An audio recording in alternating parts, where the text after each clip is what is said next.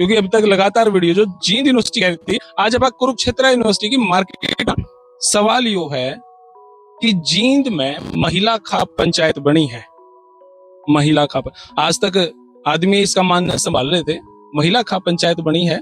और जितने हमारे भाई युवा खड़े हैं, इनसे पूछना सिर्फ एक ही सवाल है, क्या महिलाएं कैपेबल हैं लोगों की समस्याओं को सुलझाने के लिए? क्योंकि खाप पंचायत में बड़े बड़े मामले ज्यादातर आए हैं, खून खराबे के बड़े बड़े बिगड़े हुए मामले सामने आए। क्या महिलाएं इतनी कैपेबल है? हमारे दो बहन हैं, हमारे साथ भाई भी हैं। बेबी राम राम। राम राम राम। मेरा नाम रितु कांटीवाल है और मैं कुरुक्षेत्र विश्वविद्यालय की छात्रा हूँ और मैं फिलहाल एमएड की स्टूडेंट हूँ। हाँ जी, एमएड में कर रही हूँ। मैं एमए पॉलिटिकल साइंस हूँ कुरुक्षेत्र यूनिवर्सिटी से ही, और अभी जर्नलिज्म एंड मास कम्युनिकेशन में मास्टर डिग्री कर रहा हूँ और यूजीसी नेट जीआरएफ क्वालिफाई हूँ पॉलिटिकल साइंस में। मैं दर्शन शास्त्र विभाग से हूँ, मैं पीएचडी कर रहा हूँ। BLLB honours final year. BSc final year. तो बताओ, क्या महिलाएं कैपेबल हैं ऐसा बड़े बड़े झगड़ों को सुलझाने? सबसे बड़ी बात वो जब अपना घर संभाल सकती हैं, हमारा पूरा मतलब देश एक महिला संभाल सकती है ना। हमारी राष्ट्रपति है जो एक महिला है, और उसके बाद भी मतलब जो हम यहाँ जो हमारी एक मतलब प्रोफेसर हैं जो है संतोष दहिया जी, वो काफी सालों से महिला सशक्तिकरण पे है, जो बहुत अच्छा मतलब उनका एक काम रहा है। और उनके लिए भी मैं यही बोलूंगी कि भी वो महिला होते हुए वो इतनी महिलाओं को जोड़ने का जो काम कर रही हैं, उनके लिए जो मतलब उनके जो मुद्दे हैं उठाने का जो काम कर रही हैं, वो बहुत अच्छा है।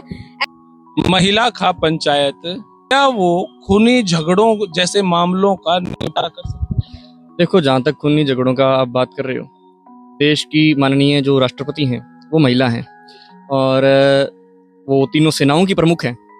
तो आप ये तो देश में सवाल ही पैदा नहीं होता कि वो खूनी झगड़े जो हैं वो संभाल नहीं सकती। अभी ऑपरेशन सिंदूर हुआ, 2 महिलाओं ने उसे लीड किया। और जैसे कि शायद आपने लेडी गोडीवा के बारे में सुना हो, यूरोप में तो बड़ी वो राजकुमारी थी और जो प्रजा थी उसके ऊपर जो है बहुत ज्यादा कर्ज था। तो राजकुमारी ने अपने पिता से बोला कि ऐसे ऐसे करके जनता पे बड़ा जुल्म हो रहा है, तो आप जो है इसको कम करो। तो उन्होंने बड़ा, उसके पिता ने चैलेंज दिया कि अगर आप जो है वो नग्न अवस्था के अंदर पूरे यूरोप में, मेरे राज्य की जहां तक सीमाएं हैं वहां तक अगर आप नग्न अवस्था में घुड़सवारी कर दो तो मैं सारी जनता का कर्ज माफ कर दूंगा। लेडी गोडीवा ने नग्न अवस्था के अंदर यूरोप के अंदर घुड़सवारी करी। लोगों ने उनकी रिस्पेक्ट के अंदर अपने घर के दरवाजे बंद कर लिए थे, और जिनके घर के दरवाजे बंद नहीं हुए उन्होंने नजरें झुका ली थी। हम किस तरीके से कह सकते हैं कि वो एक देश की कमान नहीं संभाल सकती, वो खूनी झगड़े नहीं संभाल सकती? तो ये, और रही बात हरियाणा में खाप पंचायत की, जहां तक बात है, हरियाणा के अंदर 50% आरक्षण जो है वो महिलाओं के लिए ग्राम पंचायतों में लागू कर दिया गया है। धीरे धीरे व्यवस्थाएं सुधरती हैं, क्योंकि देखिए आज भी आप किसी गांव में चले जाओगे, महिला जीती हुई है, कुर्सी पे पुरुष बैठा है। तो पर धीरे धीरे उनको अपने अधिकारों के बारे में जिस दिन पता चलेगा ना कि मेरे सिग्नेचर की वैल्यू क्या है ग्राम पंचायत के अंदर, वो महिलाएं खुद घर की 4 दीवारी से बाहर निकल के जो है वो उस पंचायत की कुर्सी पर बैठने का काम करें। गांव के जो है वो मसले, जिस तरीके से वो घर के मसले सुलझाती हैं, घर के मसले संभालती हैं, घर की अर्थव्यवस्था को संभालती हैं, वो देश की अर्थव्यवस्था संभालने का भी काम करेंगी। आज राम राम। राम राम भाई। क्या महिलाएं कैपेबल हैं? ये सवाल पूछना ही मतलब काफी आपत्तिजनक है। फंसवाऊंगे भाई मैंने यहाँ, ये फंसवाऊंगे मैंने यहाँ पे।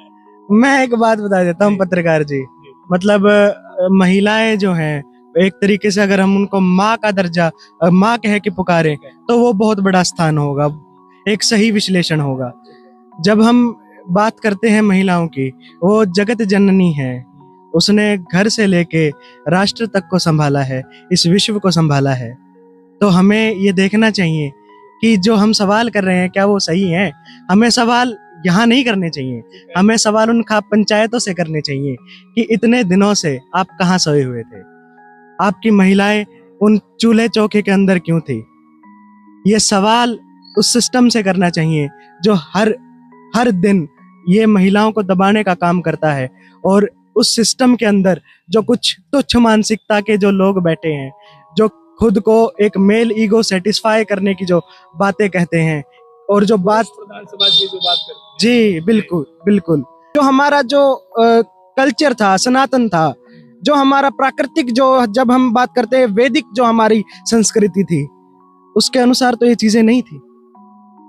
तो यही सवाल है कि अगर आप इस देश के अंदर हो, अगर आप अपने आप को एक, जो हमारा बहुत बड़ा तबका है जो खुद को सनातनी बोलता है, तो मेरा सवाल उन सनातनी साथियों से है, मेरे भाइयों से है, बहनों से है, क्या आपका समाज जो पहले था, जो वैदिक हिंदू आप थे, क्या आप पूरे तरीके से उसको मानते हो?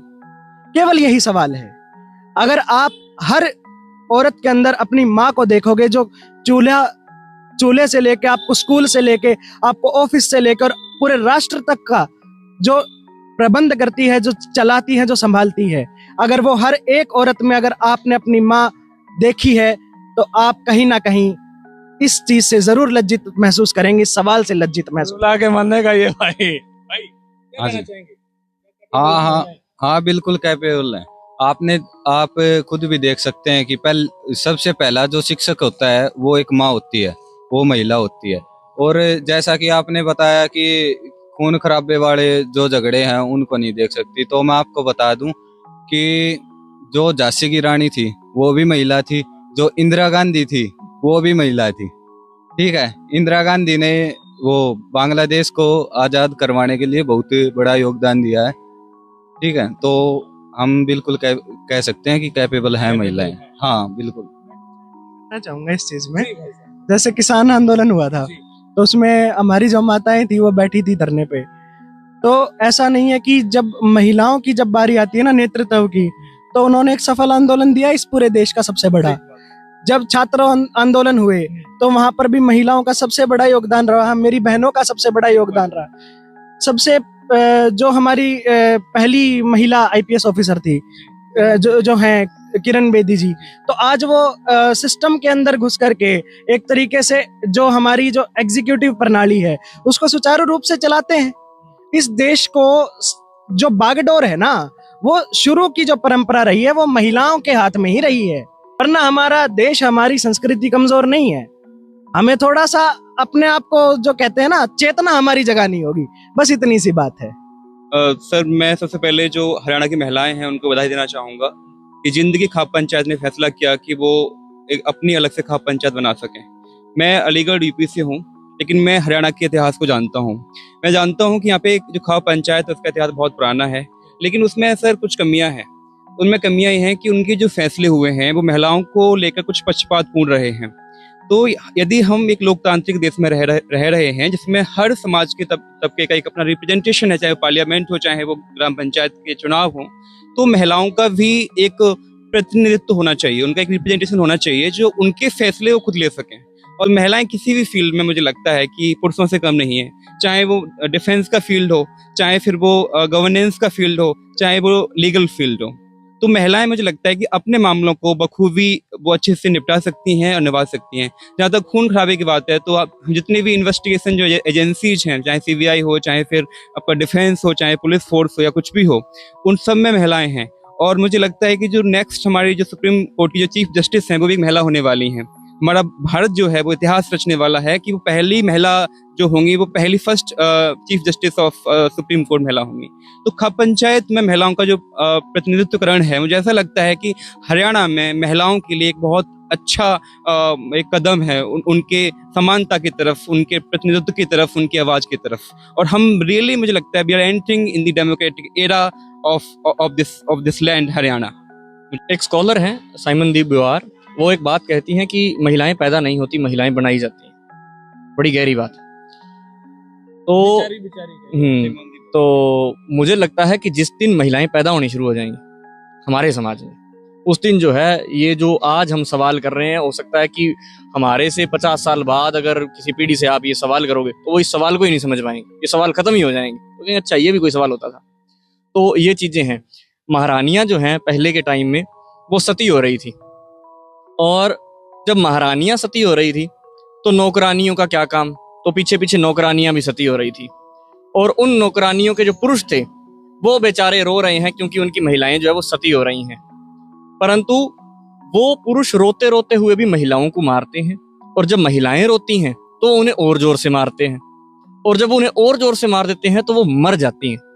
और उसके बाद में मुझे नहीं पता कि इस दुनिया के अंदर पहली कौन महिला जो है वो होगी जिसे जलाया गया, परंतु जो भी होगी मुझे लगता है वो मेरी माँ होगी। और मैं ये भी नहीं जानता कि आने वाली आखिरी कौन सी महिला होगी जिसे इस समाज के अंदर जलाया जाएगा, पर जो भी होगी वो मेरी बेटी होगी। और मेरा ये फर्ज है कि हम जो है इस समाज की जिम्मेदारी लेते हुए, एक जिम्मेदार नागरिक होते हुए, हम उस बेटी को जलने नहीं देंगे। ठीक है। भाई, इतने गुड शब्दों का प्रयोग, सच में मजा आया यूनिवर्सिटी में वीडियो बनाते टाइम, पढ़े लिखो भाइयों से बात करते टाइम। फिलहाल यह वीडियो इतनी है। Thank you sir. तो फिलहाल आप अपनी रेकमेंड बॉक्स में जरूर दें। तब तक के लिए धन्यवाद। जय हिंद, भारत माता की जय। Thank you.